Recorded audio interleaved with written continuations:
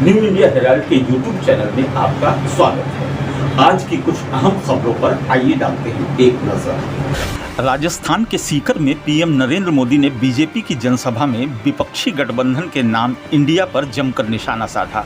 मोदी ने कहा, कांग्रेस और उसकी जमात उन फ्रॉड कंपनियों की तर्ज पर काम कर रही है जो एक कांड करके नाम बदलकर दूसरे नाम से नया कांड कर सके।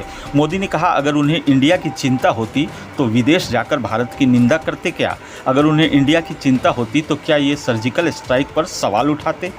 राजस्थान के सीएम अशोक गहलोत ने प्रधानमंत्री नरेंद्र मोदी के सीकर दौरे पर आयोजित कार्यक्रम से उनका भाषण हटाए जाने का आरोप लगाया है। गहलोत ने ट्वीट कर लिखा, प्रधानमंत्री नरेंद्र मोदी जी, आज आप राजस्थान पधार रहे हैं। आपके कार्यालय पीएमओ ने मेरा पूर्व निर्धारित 3 मिनट का संबोधन कार्यक्रम से हटा दिया है, इसलिए मैं आपका भाषण के माध्यम से स्वागत नहीं कर सकूंगा।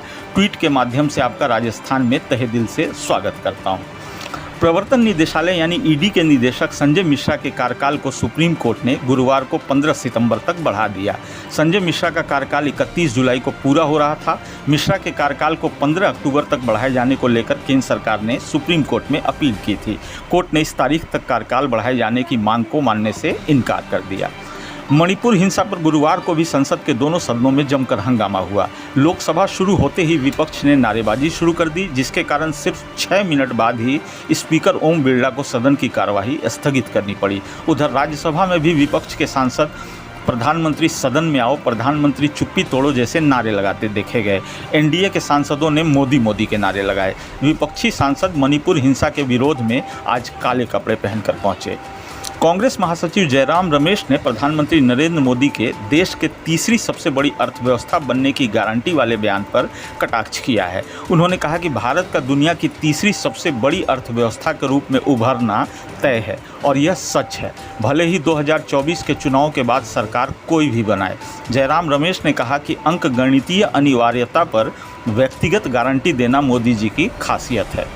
मणिपुर हिंसा को लेकर सुप्रीम कोर्ट में एक और याचिका दाखिल की गई है। इस याचिका में मणिपुर में यौन उत्पीड़न और हिंसा की घटनाओं की जांच के लिए सर्वोच्च न्यायालय के एक सेवानिवृत्त न्यायाधीश के तहत एक स्वतंत्र समिति के गठन की मांग की गई है। इस पर पीठ ने याचिकाकर्ता से पूछा कि अदालत में पहले से ही इस मुद्दे पर गौर किया जा रहा है, तो एक और याचिका की क्या आवश्यकता है। साथ ही उन्होंने मुख्य न्यायाधीश DY चंद्रचूड़ के समक्ष अपनी याचिका का उल्लेख करने को कहा।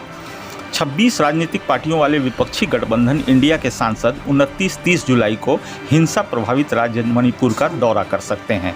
कांग्रेस नेता मणिकम टैगोर ने बताया कि 20 से अधिक सांसदों का एक प्रतिनिधि मंडल इस सप्ताह के अंत में मणिपुर का दौरा करेगा और राज्य की स्थिति का जायजा लेगा।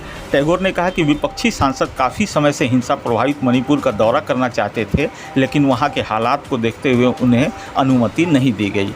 विदेश मंत्री एस जयशंकर ने राज्यसभा में उनके बयान के बीच हुए हंगामे को लेकर विपक्ष पर निशाना साधा। उन्होंने कहा कि वे अपने गठबंधन का नाम इंडिया होने का दावा करते हैं, लेकिन अगर वे भारत के राष्ट्रीय हितों के बारे में सुनने को तैयार नहीं हैं तो फिर यह कैसा इंडिया है। सदन के नेता पीयूष गोयल ने भी विपक्ष पर विदेश नीति को लेकर राजनीति करने का आरोप लगाया। देश की राजधानी दिल्ली के कंझावला कांड में आरोपियों पर हत्या का केस चलेगा। अदालत ने कंझावला हिट एंड रन मामले में 17 जुलाई को आरोपियों के खिलाफ आरोप तय किए जाने पर फैसला सुरक्षित रख लिया था। गुरुवार को Kanjhawala hit and run case में रोहिणी कोर्ट ने आरोपी मनोज मित्तल, अमित खन्ना, कृष्ण और मिथुन पर आरोप तय कर दिए। अदालत 14 अगस्त को औपचारिक आरोप सुनाएगी। भारत और वेस्टइंडीज़ के बीच 3 वनडे मैचों की सीरीज से पहले बीसीसीआई ने तेज गेंदबाज मोहम्मद सिराज को आराम देने का फैसला किया है। सिराज को टीम इंडिया की वनडे टीम से रिलीज़ कर दिया गया है। दाएं हाथ के तेज गेंदबाज के टखने में दर्द है और एहतियात के तौर पर बीसीसीआई की मेडिकल टीम ने उन्हें आराम करने की सलाह दी है। सिराज स्वदेश लौट गए हैं।